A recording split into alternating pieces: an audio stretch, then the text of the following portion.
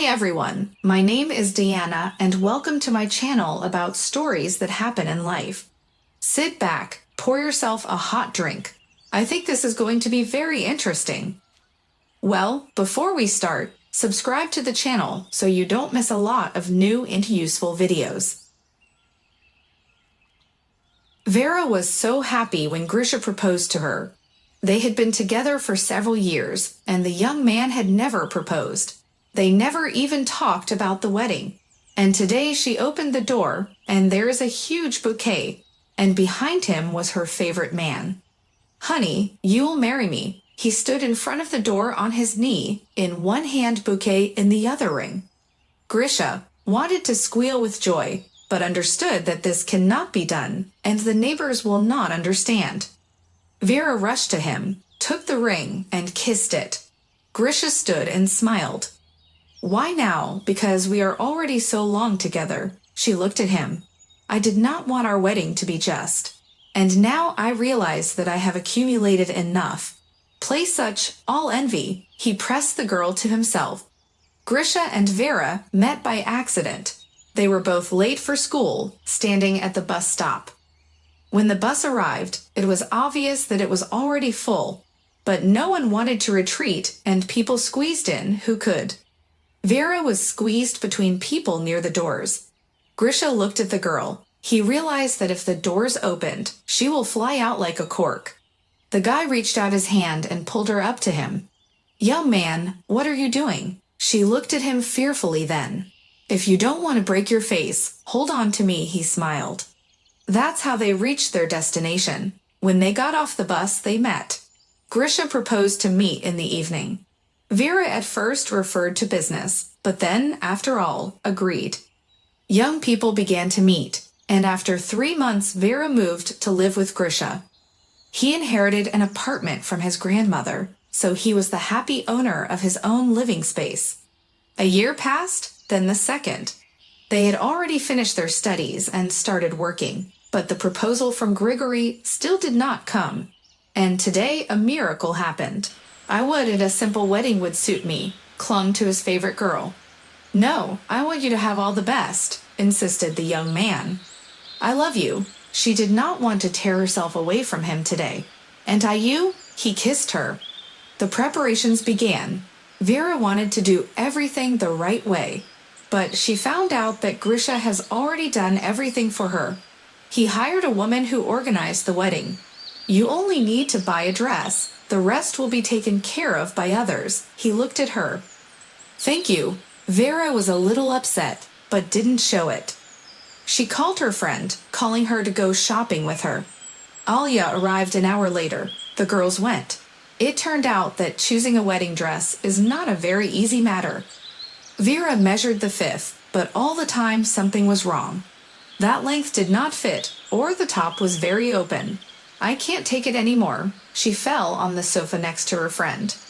"What are you doing? It's such a pleasant hassle," laughed Alia.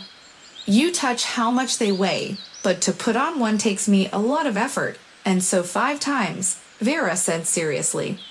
"You're so serious." Alia couldn't calm down. They sat for a while, and Vera relaxed from the conversation with her friend. She gathered her strength, got up, and went to the fitting room again. Finally, the dress was chosen. It was snow white, but the hem and belt, red. "The bouquet will be the same, with red flecks," said the bride-to-be. "Then I should have something red," Alevtina thought aloud. "Well, yes," Vera nodded. They arrived home. The dress was hidden in the closet, so that the groom did not see it before the time. "And Grisha has already chosen a suit?" Was a curious friend. "I do not even know," shrugged Vera. "He all by himself?" "Yes," suggested Alia. "You have no idea how he does it all by himself." Vera turned to her. "It's good, you're lucky, friend." Alevtina came to her and hugged her. "Yes, I got the best man on earth," the girl sighed. "And what then, sigh?" Did not understand the girlfriend. "So I don't want to jinx it," laughed Vera. They sat in the kitchen for a long time, signing invitations, not knowing who to invite and who not to invite. "Hello, girls." Grisha entered the apartment. "Hello, employees." Alia raised her hand. What are we discussing? He came up and kissed Vera on the top of her head.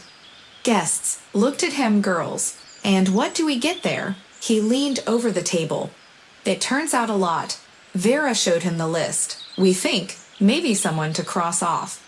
But what are you? If you need to, then invite. He looked at her. The hall will fit up to 200 people. Why so many? Alia was surprised. Nothing. Grisha waved away, and he went to the bath. And what? All leave? Looked friend at Vera. I do not even know. She shrugged her shoulders. It was decided to leave only close friends and relatives. There were a little more than 100 people. The rest, former classmates and colleagues, could congratulate them. Everything is ready. Vera showed her lover a stack of invitations on the table. All that's left is to send them out. Okay, I'll take care of it, he smiled. Vera had drawn a bath for herself in the evening. She added a bubble bath, and now she was lying down and taking it easy.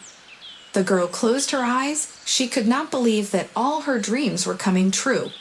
It seems that not so long ago, she was a little girl who dreamed of a prince and a great love, and now it all began to come true. I declare you husband and wife. Young people can congratulate each other. They heard. At this moment, all the guests clapped. On the ring finger of both sparkled beautiful rings. Now they are a real and strong couple.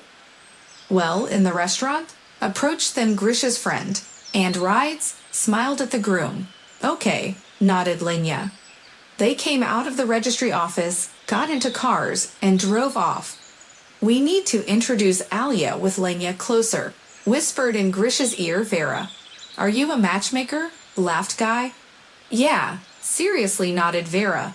Okay, we'll think of something. He put his palm on her hand. The wedding was fun. Everyone said kind words and wished for a lot of things. It was beautiful. We arrived home only by morning. I didn't think I'd be so tired at my party. Vera took off her shoes. She went into the bedroom and collapsed on the bed in her dress. Let me help, came to her Grisha. He untied her corset, and finally, she got rid of this load, and the young went to bed. In the morning, everything was the same, only Grisha and Vera were now in new statuses. The young man had long pestered his wife with a question about children, but she only shrugged her shoulders. As God gives, so we will give birth, she said with a smile. One morning, the girl realized that God had gotten friendly. What's wrong? Are you sick? Asked Grigory. Yes, it seems to me that soon someone will become a daddy, she said and ran to the toilet again. Veroshka, her husband, jumped out of bed and began to dance around the room. Yes, calm down. She felt bad, but at the same time funny at Grisha. They went to the hospital and everything was confirmed. Vera was pregnant. Everything went smoothly. The husband fulfilled all the whims of his wife.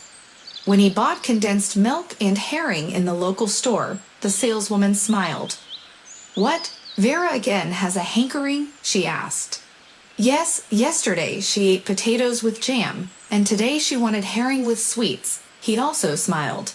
But what to do if a woman wants? In such a position she cannot refuse. Did you bring it? Shouted the girl from the kitchen. Yes, Grisha went through there. He watched as his wife gorging on salted fish, while dipping pieces in a thick sweet mass, turned away. What, disgusted? Smiled Vera. She was very tasty. It seems that the child will be born with perverted tastes, said Grisha. Do not talk nonsense, waved at his wife. In the 8th month, Vera herself decided to go and lie in the hospital, so that then do not fuss, do not call an ambulance. How are you? The man came to the window. Good, she smiled and drew hearts on the window. Hold on, her husband would show her his fist. It was a sign his father liked to make. He always told him that fingers one by one can do nothing but break. But if you put them in a fist, you can do a lot. That's what the boy had memorized since childhood. And now, even if there was some difficulty, he clenched his fist and imagined how strength appeared in it. I love you, Vera whispered. So do I, he nodded. The young man went home, and Vera stayed in the ward. There were a lot of girls, so it was not boring. One night, Vera woke up from a sharp pain. She wanted to get up, but the pain was repeated and doubled in intensity. "Help me," she said. The girls immediately ran for the doctor. He entered the room. "Who's in labor here?" He approached Vera. "I think I'm dying." She bent double. "This, mother, is labor." The doctor smiled. "Why does it hurt so much?" Vera could not speak normally. "Everything just doesn't give." He helped her stand up, and they went to the prenatal ward. Someone shouted how to breathe, someone held her hand, and Vera poorly understood what was going on around her. Finally, she heard the baby crying and felt something warm and wet placed on her stomach. The girl raised her head. She saw an incomprehensible lump. It was her daughter. "Alina," Vera whispered. The pain was gone. She felt nothing. The girl understood that she had become a mother. Grigory came running to the hospital as soon as Vera called him. "Show me," he asked. His wife lifted the baby girl and showed her to her father. "Beautiful," he shouted. "I love you." "And we you," Vera said quietly. When, a few days later, they returned home, there was already a crib and everything they needed. "You took care of it." Vera came up to him. He took Alina in his arms and hugged his wife. Everything was perfect as always. The next day, Ilya's friend came to visit. They hadn't seen each other since Vera went to the hospital. "Who do we have here?" She came to the crib. "Alina Grigorievna," said the father proudly. "Beautiful," Alia stroked her. She brought a whole bag of things for the newborn. "Thank you." Vera took her hand. "It's okay. I hope I'll be the godmother." Alia smiled. Of course, the parents nodded. The baptism was scheduled for 2 months from now, by which time the little girl should begin to hold her head firmly. The girl was growing up. Her parents were proud of her feats. Here she went for the first time, said the first word, sat on the pot, and began to eat with a spoon. There were many things. The mother recorded everything in a notebook. "What a good family we have." Grisha hugged his wife at night. "Spit, so as not to jinx it," she whispered to him. And what is there to jinx, if all is well? He could not understand. Alenka went to kindergarten. She was already 3 years old. Vera was going to go to work. Grisha supported all the endeavors of his girls. He asked Vera for a second child, but she only waved her hands. "I do nothing on purpose," she told him. "You have to try," as if reproaching himself, muttered under his nose Grisha. Here, and the kindergarten was left behind. Parents led their girl to the first in her life on September 1. "Are you worried?" Looked at her husband Vera. "No, what is there to worry about? School is like school," he shrugged his shoulders. "I don't know, I'm kind of excited." Vera pressed herself against her husband. They watched Alina recite the poems they had been learning all evening. "Proud of her," said Grisha. "And I use," Vera kissed him on the cheek. When they began to assign the first tasks at school, Mom and Dad wanted to help somehow, but then saw that the girl without them with everything copes.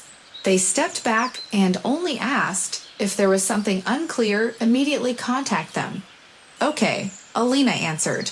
In elementary school, everything was fine. The diary was full of A's, and teachers praised her. At the end of the 4th grade, at graduation from primary school, Grisha and Vera received a certificate of commendation for raising a daughter. This was something to be proud of. In September, when the girl went to the 5th grade, the unexpected happened. It was a quiet evening. Vera was cooking in the kitchen, and Alina was doing homework in her room. The door opened, and something rattled. The woman went out into the corridor. She saw her husband there, but not in the same state as usual. "Grisha, what happened? Why are you drunk?" Vera asked. She did not understand anything at all. Her husband never drank. He could sip, but only for looks, but to like this, never.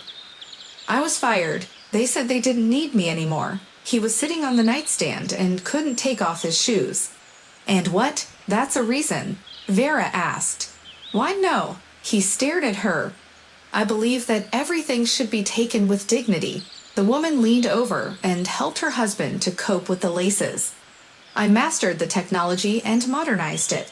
And now, when everything is ready and you can work, they tell me that I'm a lousy specialist. The man shook his head. He went into the kitchen. From his sinus, he took out a bottle of vodka and put it on the table. Vera did not say anything and began to put on plates dinner, which at the same time became an appetizer. Grisha poured himself, drank, and poured again. Maybe enough, Vera asked. Nothing is not enough. I have grief. Do not want to join. After all, you are always with me, always near, offered her Grisha. Vera did not want to drink, but to support Grisha she agreed. How do you drink it? She wrinkled her nose after the first shot. Do not like it, do not touch. Grisha pushed away from Vera. She got up from the table and went to Alina's room. How are you? She asked her. Normal, and what about Dad? The girl did not understand. Nothing, he's just very upset. Mom kissed her daughter on the top of her head and went to the bedroom. There she straightened the bed and lay down. She thought it was right not to disturb her husband. Let him sit alone, sort things out, and maybe realize what was going on. Vera fell asleep. She woke up to someone rattling in the kitchen. She came out. Didn't you go to bed yet? She looked at her inebriated husband. He was looking for something. We had alcohol here. Where is it? He didn't look at his wife. It's long gone, said Vera. She was getting scared. Then I'll go. The man began to pack. Where are you going this early? The woman wanted to stop him. It's none of your business. He slammed the door. Grisha was not until the evening. Then he came. He smelled so much that it was possible to push together with things into the washing machine and scroll. Take off your clothes, Vera said. I'll do the laundry. The man took off his clothes. She took them away. When she came back, he was already asleep on the sofa. Well and good, thought Vera. She waited until everything was washed, hung up the laundry, looked at her daughter, who was already asleep, went to her room, and fell asleep. In the morning, everything repeated. Grisha, so you at least talk to me. She grabbed her husband by the sleeve. Leave me alone. He pulled his hand away. Alia, hi, can you come? Called her friend Vera. Yes, she agreed. The girls sat in the kitchen. Vera told Alevtina everything. She was shocked. I have the feeling that you sit and deliberately lie to me, said the girl, and I would like it so much. Vera took her head. What do you think to do? Alia asked. I don't know. I wouldn't have called you. Vera got up from her chair and started walking around the kitchen. While they were sitting there, Grigory came home.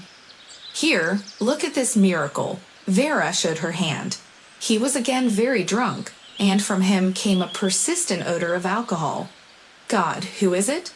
Alia covered her nose and mouth with her hands. Ah, friend, hello, the man said inaudibly. What kind of friend am I to you?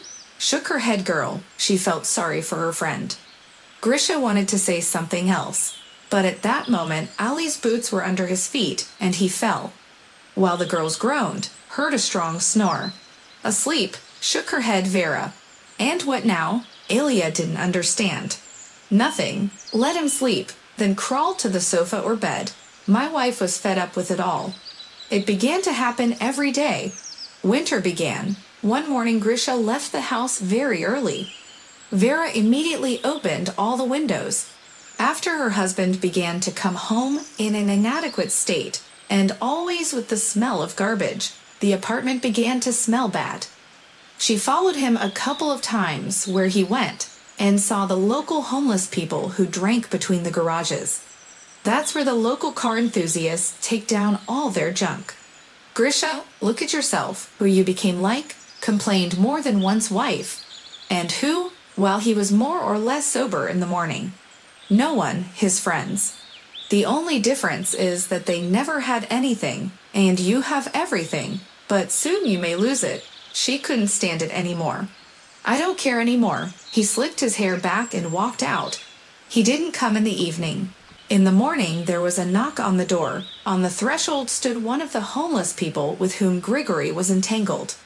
Hello, who are you? Grisha is not here. Vera wanted to close the door. You pardon me, the man mumbled. He was wearing some rags and the same smell. It seems Grisha died. What? Vera's eyes came out of her orbits. Frozen, he quietly said. Where is he? She began to dress hastily. The man took her to the place where they usually gathered. We sat up in the morning, then we went our separate ways, and he said he would sit by the fire. He must have fallen asleep and the fire went out.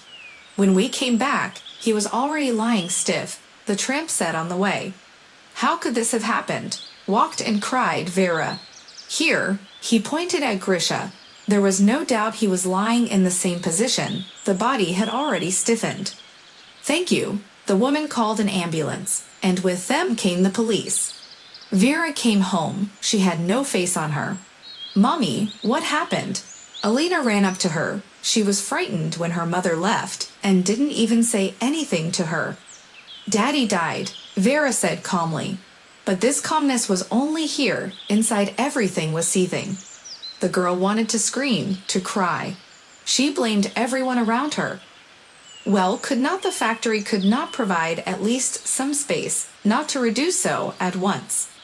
Alina saw how bad it was for her mother, so she experienced this pain in herself. The girl was also very sad. It is necessary to prepare everything for the funeral, said Alevtina, who came immediately. Yes, sat on a stool and nodded her head Vera. You sit, I'll take care of everything, she hugged her friend. Yes, the girl stammered. Alina, can you help? Shouted Alia from the kitchen. What do you need to do? The girl came running. Find some valerian or motherwort, dilute it, and give it to the mother to drink, the girl commanded. Good. Alina was ready to help with anything. In the evening, the coffin with Grisha's body was brought home. It stood in the middle of the room. As soon as Vera saw it, she began to howl. Veroshka, please calm down, stroked her head neighbor. I cannot, Grisha, why so? Howled the woman. She was taken to the kitchen so that she could not see her husband's body. There the neighbor drugged Vera with 50 grams of vodka. Here it won't be superfluous, the neighbor said and handed her a shot glass. Vera obediently drank it, and everything lit up inside. Can I have another? She asked. Of course, the woman was glad that Vera was no longer howling. She poured another shot glass, and then another and another. When Vera was already drunk, she was simply put to bed. In the morning, when she opened her eyes, she realized that she had a very bad headache. People were bustling around, which only made it worse. Vera walked over to the table where there was food that had been prepared for the wake. She looked under the table. There were boxes of vodka. The woman took a bottle, opened it, and poured it into a glass. What are you doing? Alia came up to her. Nothing. Vera tilted the glass and drank. Do you want to end up the same way? Showed her friend on the body of Grisha. It helps me not to think. Vera pointed to the glass. You have a daughter, said Alia. She turned around and left the kitchen. Vera sat down on a stool. The vodka had already worked, so the woman was already in a good state and mood. At the cemetery, everything was as usual. Vera came up and kissed Grisha for the last time. She could not believe that their fairy tale just like that took and ended. Then the workers threw the earth for a long time, set the cross, put wreaths and everything, and went home, and there is no more man. Alia took Alina back to her place, and Vera went home. She sat down at the table and poured herself another drink. There was a knock at the door. On the threshold stood the same homeless man. Mistress, it would be necessary to commemorate Grigory, he said. Come in. She opened the door. 4 men entered the apartment. Vera noticed that not all of them looked like the ones who had come to see her. Thank you. They started to take off their shoes. Everything was organized in the room. And I thought you were all homeless, said Vera. No, not at all. One of them smiled. We just like to gather around the fire, talk and drink. Oh, okay, enough talking. Vera looked at the bottle on the table. They understood everything. The glasses were immediately filled, and they raised them and drank without clinking. They sat like that until the morning. and in the morning Alia came in with Alina. "What's going on here?" she shouted. "Why are you yelling?" Vera raised her head from the pillow. "Wake up! What are you doing?" Looked at her friend. "Alia, get out of here!" She waved her hand at her. "I'll go away, but who will help you?" Was still talking loudly. "I don't need help." Vera turned her head. Alina was crying. "I'm going," turned around and left the apartment. Alina. "Well, go, and what are you standing for? Go to your place," the mother commanded Alina. From that moment, the girl was left to herself. Every day her mother went to work in the morning, and in the evening in their house companies gathered, and there were never any women except Mom in them. Once Vera could not get up in the morning, no matter how many calls from work. She did not pick up the phone. Soon the woman learned that she was fired, but there was no longer any upset. She continued to take walks. Sometimes, when enlightenment came, Vera realized that she was doing the same as Grisha, but there was nothing she could do about it. One evening, she again fell in with the men. They sat there, saying something loudly. Alina at this moment was doing homework. She was very interfered with from the next room. The girl decided to go to them. "Can you behave a little quieter?" she asked. "Oh, and who is it here so pretty?" one of the men said. "Leave her alone. This is my daughter." Vera slapped him on the wrist. They began to speak a little quieter, but it did not save the situation. The bacchanalia continued into the night. At one point it became very quiet. Alina went to the kitchen to take water, and when she returned to the room, she realized that someone was following her. The girl looked back. It was the same man. She opened her mouth to say something. The girl saw that her mom was sleeping. But the man grabbed her and sharply clamped her mouth with the palm of his hand. He dragged the girl to her room. "Quiet," he said in a whisper, while he tried to pull off her pajamas. Alina was neither alive nor dead. She was so frightened by all this that she couldn't say anything. His rough hands were clawing at her from all sides. Suddenly, a light came on in the room. The man was lifted over Alina and thrown aside. "Petro, what are you doing?" shouted his friend. "And what? You also wanted a young one," said the man in a drunken voice. "What are you, crazy? It's a child." The rescuer attacked Petro. So what of it? He did not understand. "Get out of here," showed the rescuer his hand at the door. He approached the girl, who was shaking all over. He stroked her head and then left the room. In Alina's head, there was not a single thought. She sat on the bed. Suddenly, she became hysterical. "How did you sleep?" In the morning, her mother looked into the room. Nothing. The girl turned her back to the wall. She lay down a little longer and then went to the kitchen, where her mother was rummaging through the cabinets. Alina knew what she was looking for there. "Mommy, stop drinking. Please, I don't want you to die like Daddy." The girl began to cry. "What?" Vera turned to her. "Don't drink, because if you're gone, I'll be put in an orphanage, and I don't want that," the girl sobbed.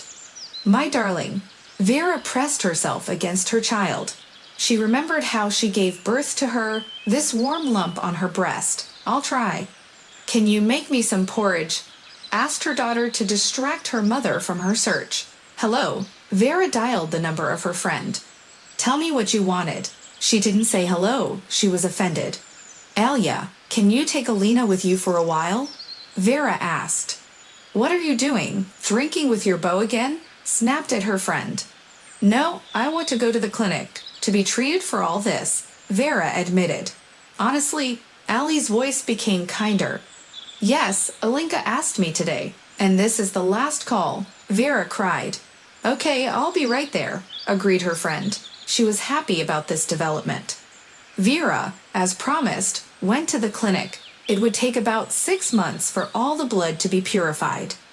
Alia and Alina were ready to wait at least as long as their mother was alive and healthy. The girl still attended school, but now she had a phobia. She was afraid of everyone who was male. As soon as the gym teacher approached her, the girl had a seizure. They'd call an ambulance. No one understood what was going on.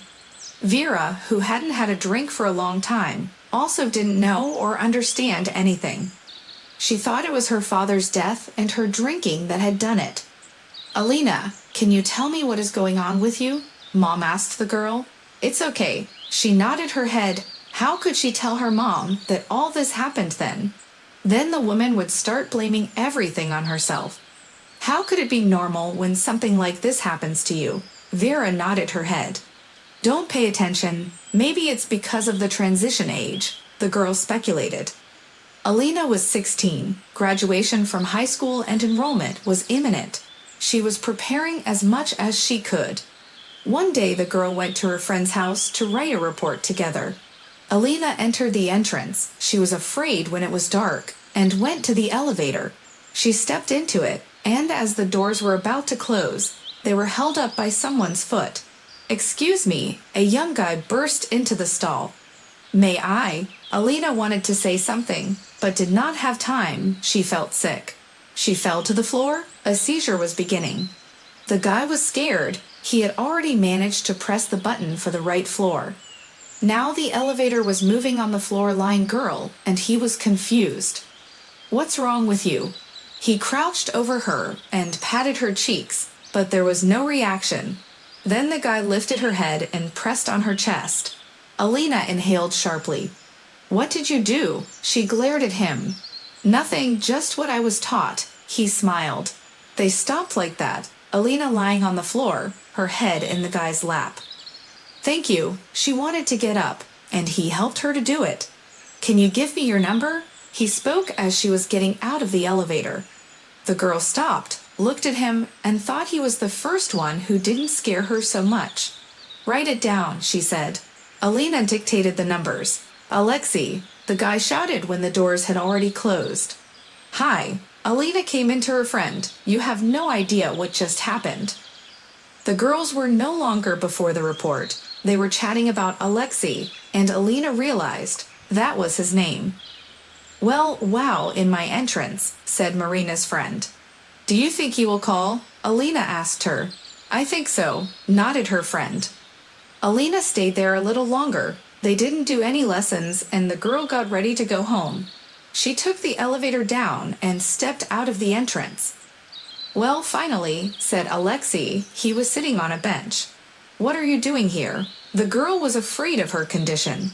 She felt her heart beating harder, and her head began to ache. Such signs were always there before an attack. But she started talking and breathing to calm herself down. "I'm waiting for you," he answered simply. "What if I hadn't come out?" she wondered. You did," he said. "I'll walk you out." They walked down the street, and the guy gave her an elbow, but Alina refused. She didn't know how her body might react. At the entrance they parted, and the guy promised to call tomorrow. "Mom, I met a boy." Alina came into the kitchen. On the table was a bottle of beer. The girl's heart dropped. "So what?" turned her mother, smiling. "What are you?" You started again? Pointed at the bottle. "No, you what? I'm making the batter. Look, just a couple of tablespoons poured," calmed the mother. "You scared me." Alina sat down on a stool. "So what do you have with the boy?" Vera reminded her daughter. Nothing. We just met. You know what I mean." Alina tilted her head. "No," shook her head, Mom. "I have attacked at the sight of men, and he stepped into the elevator to me today," said the girl. "Wow, so nothing happened in front of him." The mother was glad. It happened, only in some mild form. Alina was also happy about it. Lately, when her girlfriends started dating guys, she thought she'd be alone forever. "Did you give him your phone number?" Mom asked. "Yes, he'll call tomorrow." She went to her room. On the screen of the phone, the girl saw a message. It was from Lesha. "I like you," it was written in it. "And I like you," Alina answered. She couldn't wait for tomorrow to come. The guy came, as promised, and they went for a walk. Lesha proposed to start dating officially. When Alina was seen in the presence of a guy, and she did not faint, many were surprised. The 11th grade was coming to an end. It was time for exams. Lesha and Alina did not meet as often as they would have liked. She was studying. "Well, how did you pass?" Met her Lyosha at the school gate. Excellent, Alina showed the class. Today was the last subject. Well, it's official now. Are you free? Laughed Di. Yes, we can walk as much as we want, but not for long, ahead of the entrance exams. But they are much less, the girl smiled. I want to introduce you to my parents, Alexei suddenly suggested. Good, it's high time. You've known my mom for 6 months, and I've never seen yours, said Alina. Tonight they are waiting for us, he hugged her. Alina was worried. She didn't know what to wear to the meeting. In the end, she chose a pantsuit. She thought it was classic, nothing to see, and at the same time strict. Hi, the guy was waiting for her at the entrance. Hi, I'm so worried for some reason. Alina gave him her hand. They went to Lesh's house. When they approached the house, the guy stood opposite her. The main thing is not to worry and behave naturally. You're very good. You will like mine, Alexei said.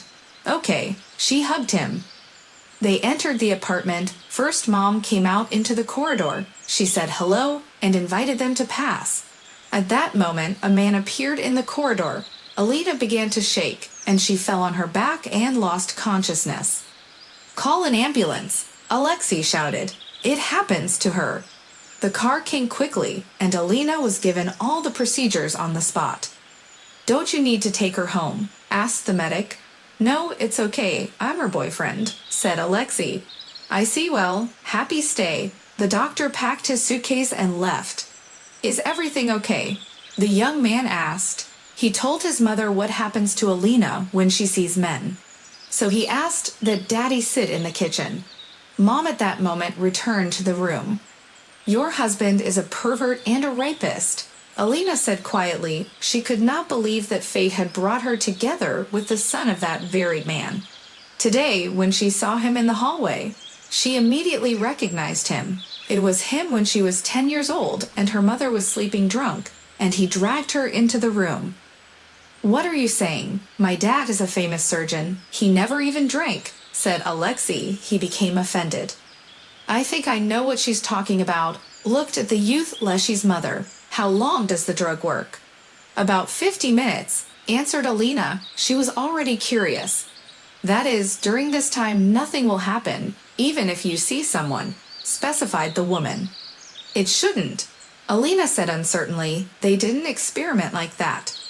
The woman put on her coat and asked the young men to do the same.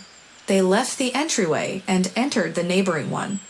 On the 3rd floor, Lyosha's mom opened the door with her key. They entered the apartment. An acrid odor hit their noses. On the bed lay a man, like 2 drops of water, similar to Alexei's father. It must have been him. Mom pointed her hand at him. How could you? Alexei rushed to him. That's Peter. He's my husband's twin brother. All his life he lived at his expense, drinking, partying, and drinking. Now he's paralyzed. He hasn't been able to get up for 3 years, the woman explained. That's what you should do. Alina approached him and looked into his eyes. His eyes moved. It was obvious that Peter recognized the girl. I'm sorry, he struggled to pronounce the letters. God will forgive, Alina said, and they left the apartment. She entered the institute, and Alexei proposed to her. When they played the wedding, Alina hugged her future father-in-law. She no longer fainted at the sight of him. Vera was happy for her daughter. She was glad that she had once listened to the voice of her child, and she might not have gotten to that wedding.